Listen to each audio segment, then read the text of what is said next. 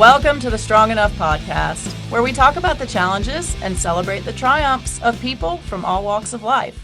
I'm your host, Claudia. And I'm your co-host, Jen. Today, we have an absolutely amazing guest. She went through traumatic injury where she was basically paralyzed, and instead of giving up, she took the opportunity to truly look inward and discover who she really is. And now she's on a quest to help other people find themselves and find their happiness. Please welcome Amy Thurman. Amy, how are you today? Hi, Claudia. Thank you so much for having me. I'm really great. I just want to introduce myself. I am a keynote speaker, a best-selling author. I am an educator, a consultant, and I am an authenticity and holding space expert. And all of that came about because I have lived 10 years with a broken neck that went undiagnosed for 6 months.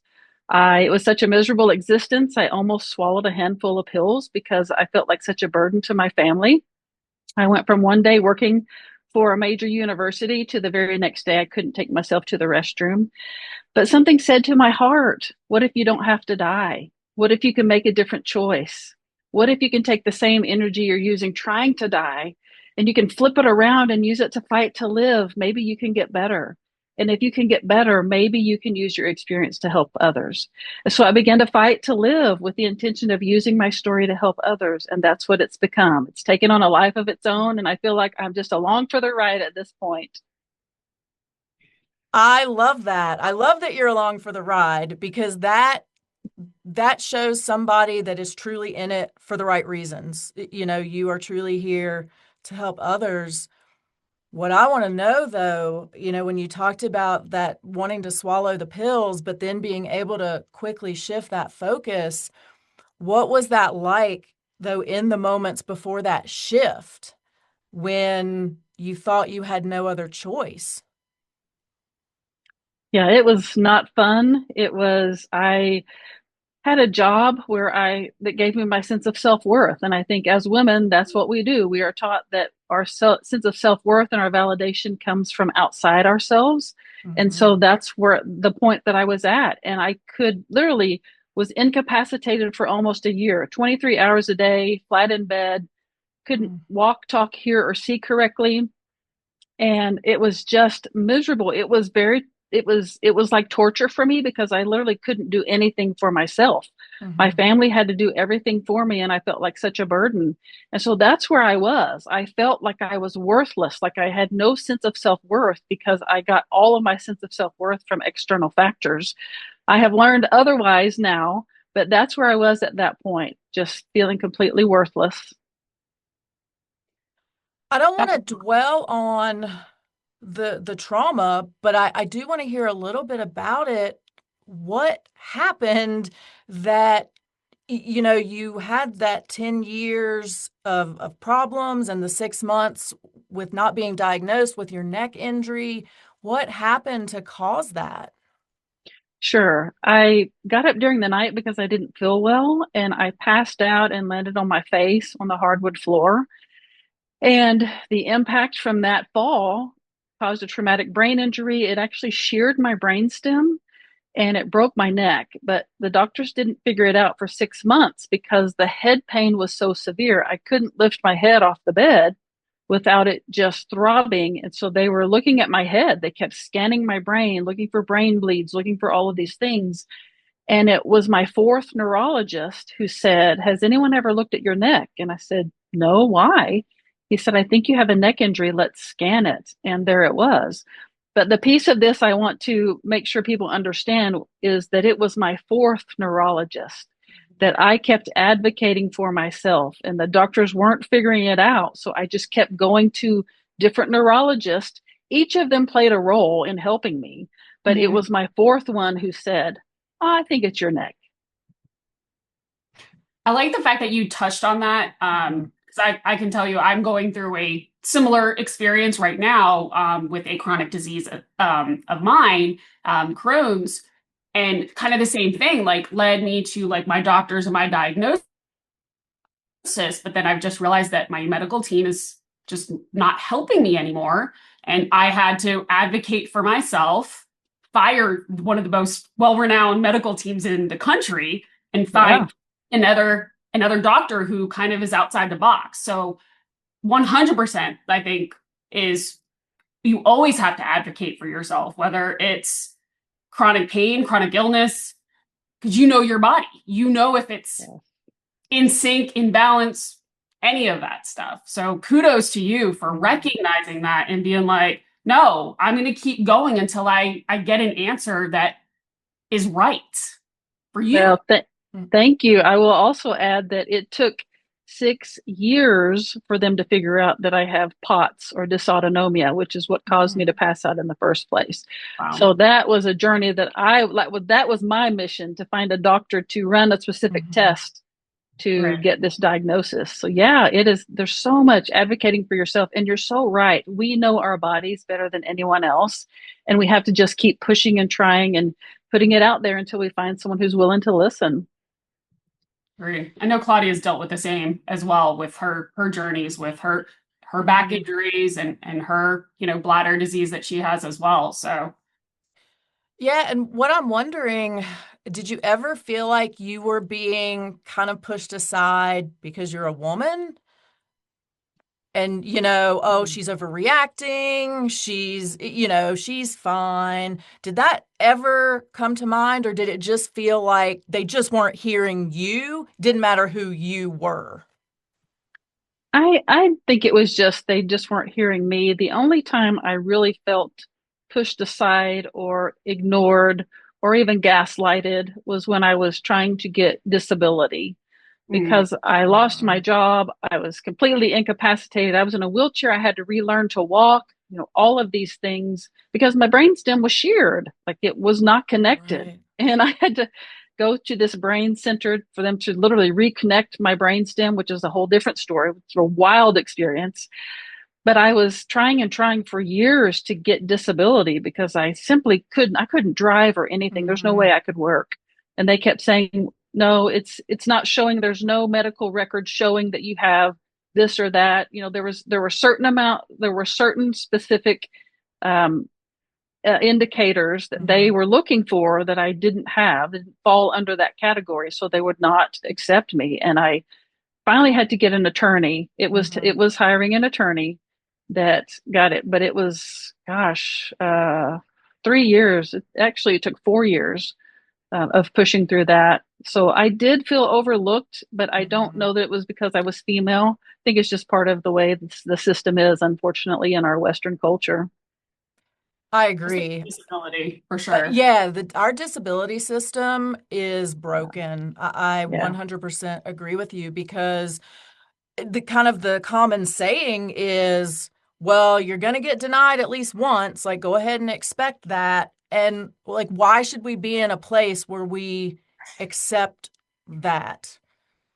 Anyway, let's move on from Yeah. the negative. Like, let's hop on the train now of moving forward because we're looking at you. For those who aren't watching but are listening, they're hearing you, and you're in a totally different space now. So, will you talk about how you got to this place of saying, nope, I'm worth it, I'm worthy, I want to live, and I'm going to not just live, but I'm going to thrive and help others? Yes, yes, of course. I love sharing this part of my journey because I feel like I am a permission slip to help other people do what I have done, to go from living in the trenches to now living such a great life. And it really was knowing that I was spared for a reason. So many doctors throughout my journey told me at the point, I was a rolling miracle that I was Right. even alive. It was a miracle that I survived that, because had it severed my brainstem, obviously I would have died right there on the spot. My 4-year-old would have found me as he got up in the morning. It would have been horrible. But I just knew that that I survived this for a reason. And when that said to my heart, you can use your story to help others. As a former educator and social worker, I'm a heart-centered person. I'm all about helping people. That's why I exist. I have always been that way. And it was, I know that this experience is meant to help other people. And it's interesting that fame and notoriety have never motivated me. I have not ever been one to do things to get fame and notoriety. Yet that is what this story has become, and that's a whole different section of this story. But I just, like I said, began fighting to live with the intention of using my story to help others. And I really didn't do it, like I said, for fame and notoriety, but to go to that brain center for 2 weeks, it was the insurance didn't cover it because their techniques were so out of the box, which was mind blowing to me, but they were very effective. So I did a GoFundMe and asked my friends and family to support me, and they ended up covering the entire 2 week stay. So Wow. as a result of that, I felt like I needed to show them what their money was going toward. I needed to document what was happening. Like, this is what you paid for. This is what you're helping me with. So I began documenting my journey just to show those people, this is what you're helping me do, thanking them for that. And that became something I'd never expected. People kept saying, you're so inspiring. You need to write a book about this. And I was like, I'm fighting my way. I'm clawing my way out of hell right now. I don't want to document this, but they kept telling me how inspiring I was. And so I listened and decided to write a book about it, about my journey. And it became a bestseller and literally took on a life of its own.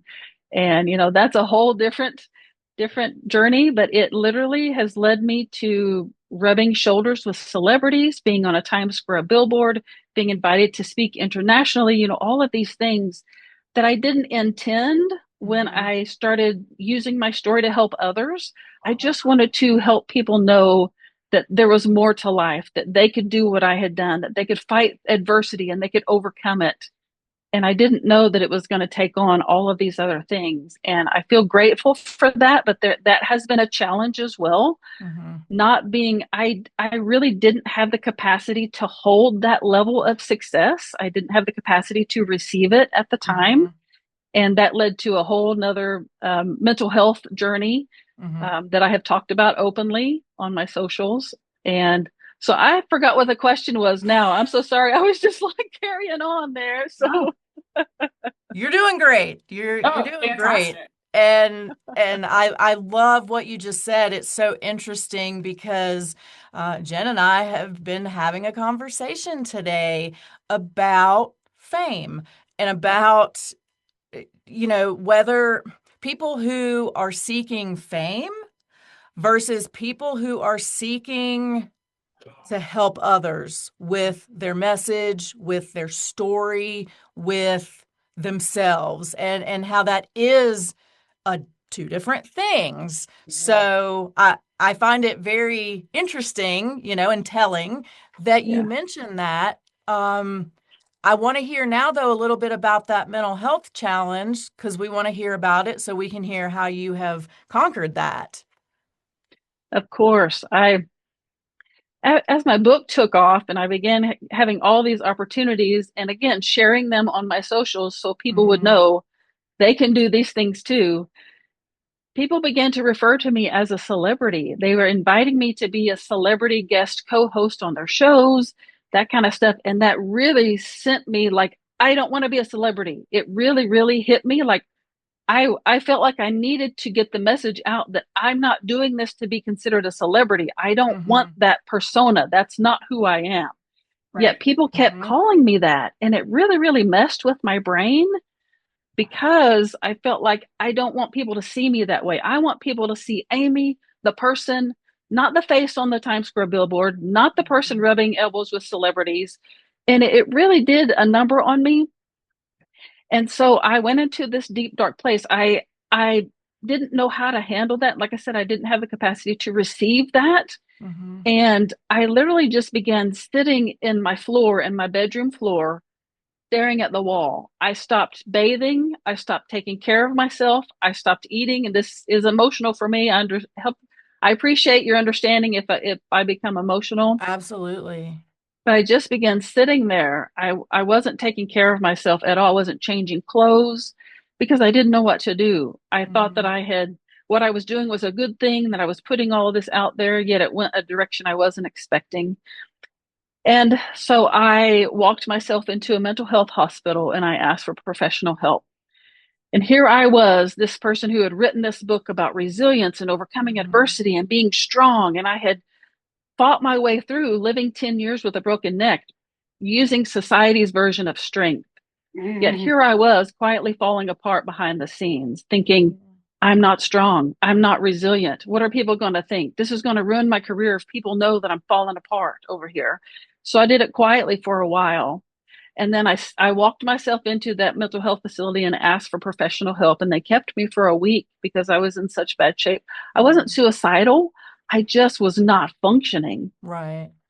And what I found was the exact opposite happened. That I knew when I came out of that mental health hospital that I had to talk about this. That if I was going to share, my tagline is authentically Amy. If I'm going to be authentic and Mhm. share all of these other things that are so good in my life, I've also got to talk about the times that are challenging and the times that are hard because I don't ever want people to think that I feel like I have it all together because I Mhm. don't. So I began sharing this mental health journey, and people started responding like I have never, ever experienced. Mhm. Men, this is what surprised me the most. Men started sending me private messages saying, I'm dealing with that. I'm falling Mhm. apart, but I can't talk about it because I don't want people to know. And they Mhm. kept telling me, keep talking about it. Keep sharing this because you're helping so many more people than you even know. And so I realized that in that week in the mental health hospital that what saved me wasn't medication and it Mhm. wasn't therapy. It was something far more human. It was people holding space for me. It's what I call holding space. It's a Mhm. safe place for people to fall apart without judgment. And so I realized that, you know what? I've been holding space for people for decades. I've been doing this for people for decades, but it's my turn now. It's time for someone to hold space for me. And it's Mhm. time for me to learn to hold space for myself. And so I really had to think back, like, what is it I do? What is this technique I use to hold space for people? And so I just created the holding space method and am sharing that and doing consulting with businesses, communities, schools, any place that people gather to allow people a safe place to fall apart without being judged. And it's like wild. It's crazy how well this is going and how people are responding to this because it's so needed. Our Mhm. humanity needs this piece of presence right now. So there's two things I want to touch on real quick with you. Um, the one thing that you were talking about, the success and that you weren't in a place to handle that. And I talk about this all the time with me and my husband and our businesses and our entrepreneurship. And it's that mindset. Like there's so many people, and it's yes, I use it with wealth because we usually try to our society equates wealth and success, which it's not. But Right. again, we tend to do that. But Mhm. you have to be in a mentally in a place, physically in a place to be able to handle that type of success, to handle that type of wealth. Or, Yes. like you said, if something like what happened with you see it all the time with, I always use the analogy with people that win the lottery. It's like Mm. you get all of this sudden success or sudden wealth, but you don't have the mindset, you don't have any of the work to like support that and handle that. Mhm. So the fact that you recognize that, I think, is amazing. And I feel like that's one thing that we really do need to talk more about in a success space is your Right. mental capacity. You've got to prepare mentally in order to handle and receive that success, that wealth, the fruit of your labors. So amazing that you touched on that. Claudia, you have something? I feel like you're Um, yeah, I completely agree with you. And what I wanted to touch on as well was the social media piece of it, Yep. because we are constantly putting our best face forward on social media, and everybody says like that's people's highlight reels, and it is. So, what was it like for you to say, you know what? I'm gonna bear it all, on this place where everybody else is showing their best and brightest and the photoshopping and the filtering and the this, that, and the other. I'm gonna be real. Was that scary? Oh, it was very scary because not only did it affect me, it affected my family. So I had to understand that Mm-hmm. I'm also representing, like, this is reflecting my family as well. And so I had to think about, how is this going to affect them? My son is in high school. My older kids are adults now. Mm-hmm. And it really was something that I had to weigh, but the pull, the drive to be authentic and to show that realness with these people who were supporting me was just, again, it was like me becoming a permission slip to allow other people to show the realness and to just be who they are and not pretend, not to hide behind the masks anymore. Oh, I think that's great. I mean, I love the fact that you also wrestled with this. And, Mm-hmm. again, Claudia and I are kind of similar, like in our journeys, like we've been very real and honest about, our past, our journeys, our trauma, our healing process. Um, and I think that's important because it's relatable. Like when somebody's in the middle of something and they're in the trenches, as like what you said, I say the valleys, I'm a faith believer, so we say mountains and valleys.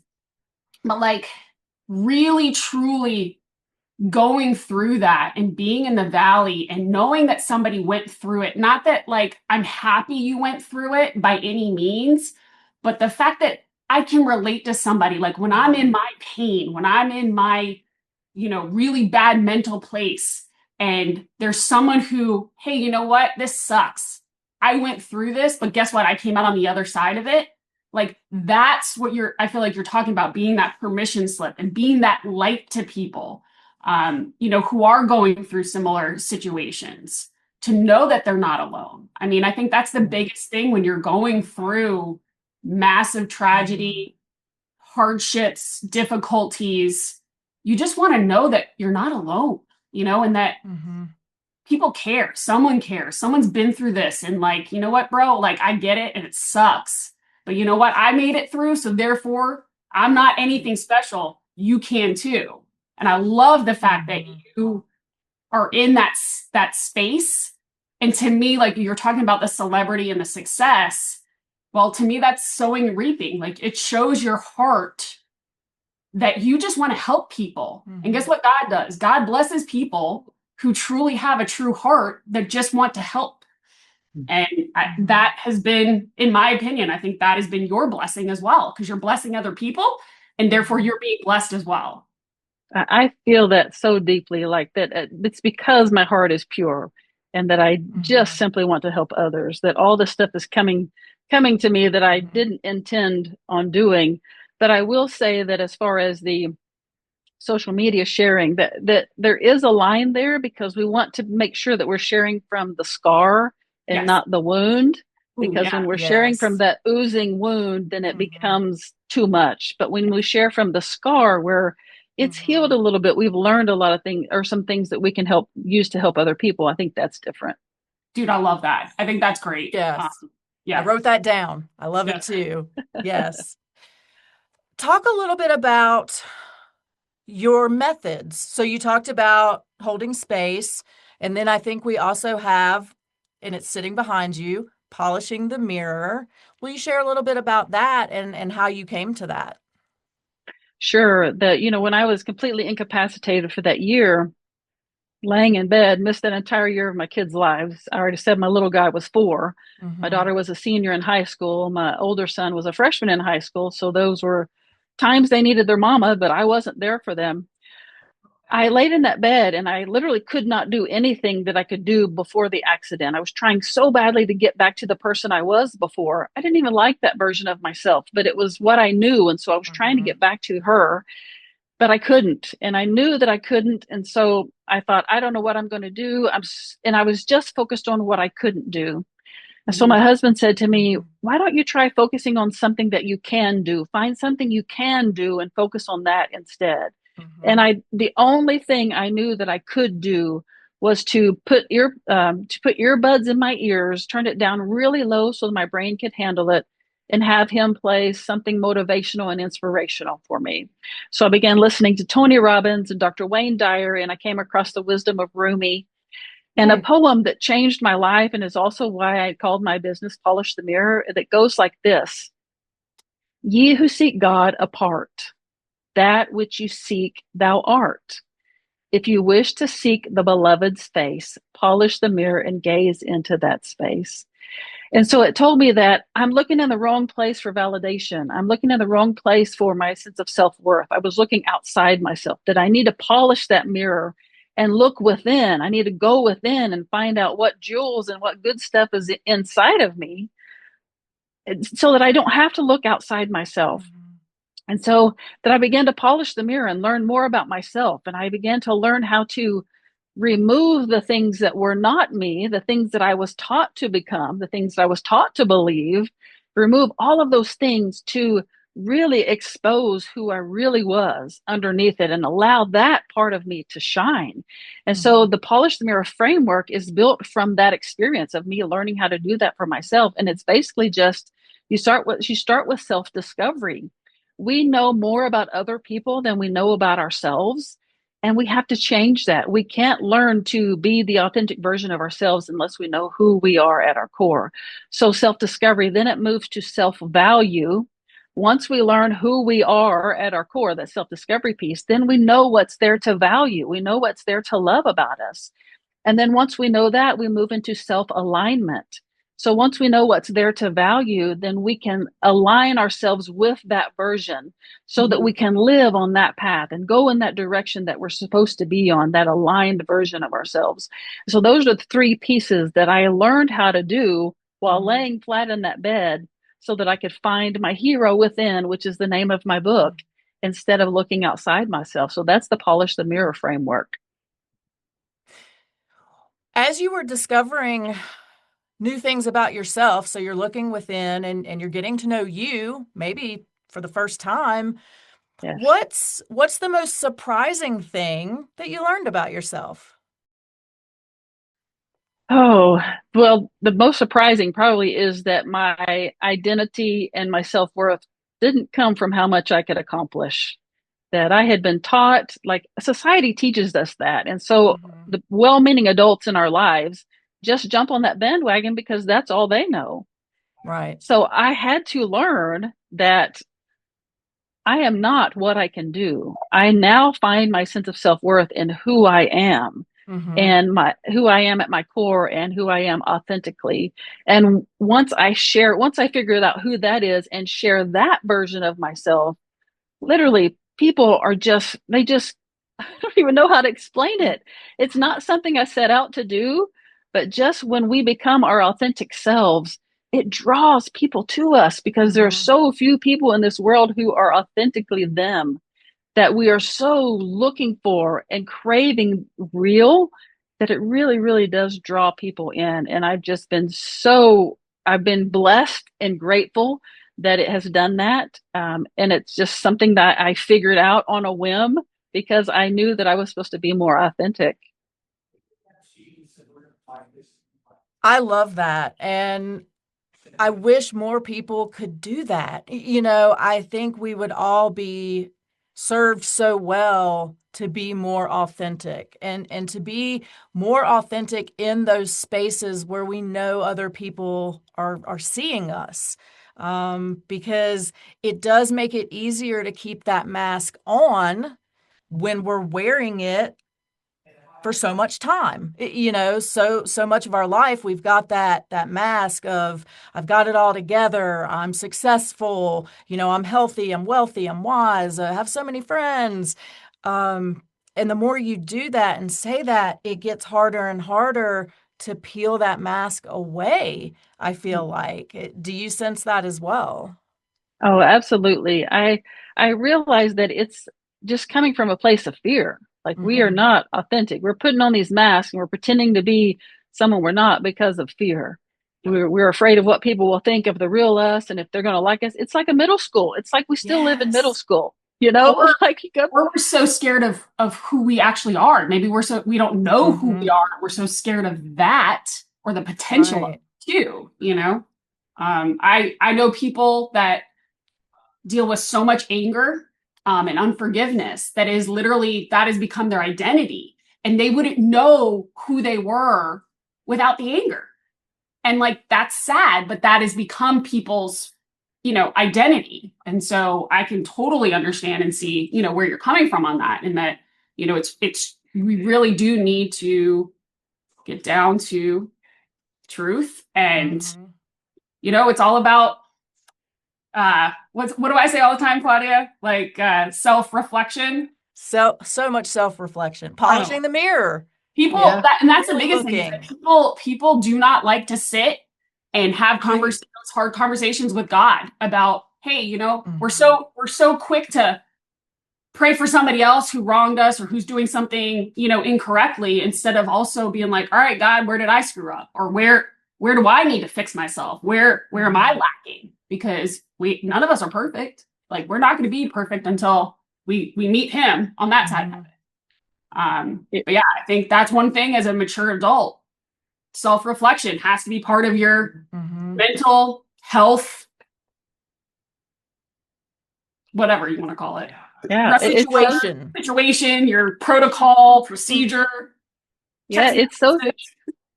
it is so true. I now learn how to live and love. Like I don't want to just Mhm. show love. I want to be love. Like I want to beam love, and that's who I am now. But I didn't get there overnight. I had to do that self-reflection. I had to do that self-discovery. I had to do the self-love. I had to go through all of these things Mhm. that were not easy. Like we bury emotions, we bury all this stuff down because we don't ever want it to surface again, but we're not Right. ever going to get to where we want to be unless we allow that stuff to surface.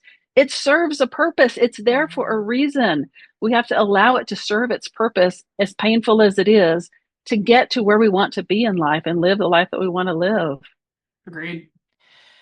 Tell us what's next. So, I think Polish the Mirror is growing, correct? And there's going to be more from you along those lines. So, will you talk a little bit about that and what people can expect from Amy moving forward? Sure. I have a couple books out. Both of them are bestsellers. The first one, Finding My Hero Within, is my journey of fighting my way through the medical and disability systems to reclaim my Mhm. life. In that book, I shared a little bit of the Polish the Mirror framework, just pieces of what I learned. And readers overwhelmingly said, we love this book. Some of them said it even saved their lives. They said, we love what you did. Now we want you to teach us how to do it. Teach us how to follow this Mhm. Polish the Mirror framework that you Mhm. created.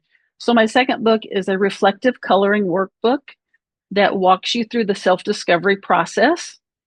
And it's the first in the Polish the Mirror books. So that's the first one. There are three others coming, but I'm also working on another book. I tell you, once you start writing, it's like it just keeps going. You just have so much that you got to get out there. Right. Don't So tell this me that because I'm literally in the process of writing my first book. So yes. Everyone needs to write a book. I found so much healing through writing my books that I didn't find anywhere else. And I've been through lots of therapy, let me tell you. Mhm. But the book I'm working on right now is called How to Fall Apart Without Losing Yourself. Awesome. And it's Mhm. about my holding space method of holding space, how important it is to hold space for yourself and to hold space for others. So that's what I'm putting out there now. I'm doing a keynote about it in October here locally. I'm going to Nice. be speaking at Oxford University in the UK in October also. So lots of cool, So exciting things coming up. I'm just really, really grateful. That's I awesome. I love that. So in addition to writing, there is something else that people do, and they say like you can't stop at one. So just like you said, once you start writing, you keep going. A lot of people say that about tattoos. They say you can't just get one tattoo. You'll get the one, and then it starts the process. Now, I know that you don't have any tattoos, but somebody in your family might have some tattoos. What would you say in your daughter's story? Does she have a favorite tattoo, or do you have a favorite story about her tattoos? Oh, my both of my older kids have tattoos. My daughter is more about the story behind the Hmm. tattoos. My Mm. son just gets them because he likes the way they look, and they do Right. have a message. But it's interesting. My daughter, she works in retail, and she would say people would ask her about these tattoos, and she would almost get offended because she said the stories are so personal to her that sometimes she didn't want to share the stories because they are so personal. And I didn't understand that for a long time.